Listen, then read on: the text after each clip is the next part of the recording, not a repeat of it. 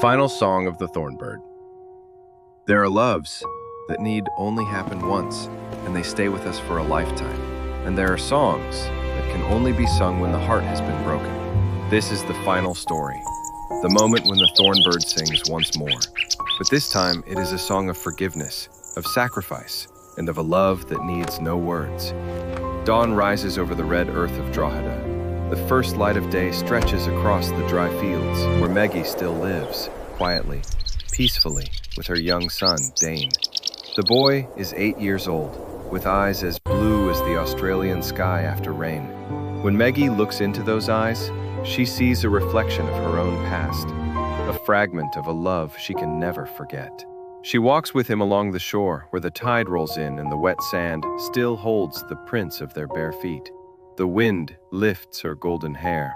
The boy's laughter rings out, soft and bright like a small melody, a song that seems to ease the sorrow still resting in his mother's heart. Meggie bends down, brushing his hair gently. She loves him with all that remains within her, as though loving her life once more through another soul. Far away, in the heart of Sydney, Father Ralph de Bricassar continues his path. Years have passed, and he has become a man of great respect, a priest known for wisdom and grace. Yet deep within, there is something he has never been able to forget. Though he has tried to give everything to God, his heart still holds a place for what is human, and that part bears the name Meggie. Each time he kneels to pray, the flickering candlelight seems to form her face again, those gentle blue eyes, that sorrowful smile, like morning mist upon the fields of Drogheda. Then one day, fate brings them together again, but not as before. It is not Meggie he meets, but Dane, the child of love and silence. The young man, dressed in a white clerical robe, is rehearsing for his first mass beneath the great dome of the Sydney Cathedral. From afar, Ralph watches, his heart trembling as he sees that familiar light in the boy's clear blue eyes. Those eyes, the same eyes he once loved. That blood, his own. But he says nothing, for he knows some truths must be kept forever in the heart. That summer, a storm swept in from the sea. Dane ran into the raging surf to save a man caught in the waves. He succeeded, but he himself never returned. When the news reached him, Ralph stood frozen in the middle of the cathedral. The letter shook in his hands, then slipped to the cold marble floor. And for the first time in his life, Father Ralph, the man who had preached of faith and sacrifice, wept like one who has lost everything. He knelt before the altar, his hands clutching the crucifix. Tears fell, glimmering in the flicker of the candles. In that moment, he understood that the song of his life had already been sung. Through pain, through loss, and through the love he had tried so long to bury. However, that evening, Drogheda burned with the color of blood.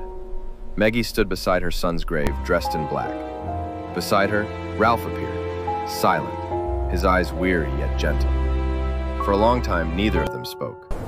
Only the wind whispered through the grass, and a few birds flew toward the setting sun. At last, Ralph said quietly, "God has taken back what he once gave." Meggie looked at him, her voice soft but steady. I'll "No, never Father. forget you. He has only given me one more reason to love." The sun slipped behind the hills, its final light bathing two figures, a priest and a mother. Far away, amid the fading fields, a small bird perched upon a thorn bush. The red light of dusk shone through its wings, and it began to sing, a song pure, aching, and unbearably beautiful. Its voice rose into the air, then slowly faded with the wind. Ralph lifted his eyes to the heavens, and in that stillness, he understood. The song of his life was complete. There are loves that need not be perfect to last forever. Like the song of the Thornbird, sung only once in its lifetime, yet echoing endlessly in the silence.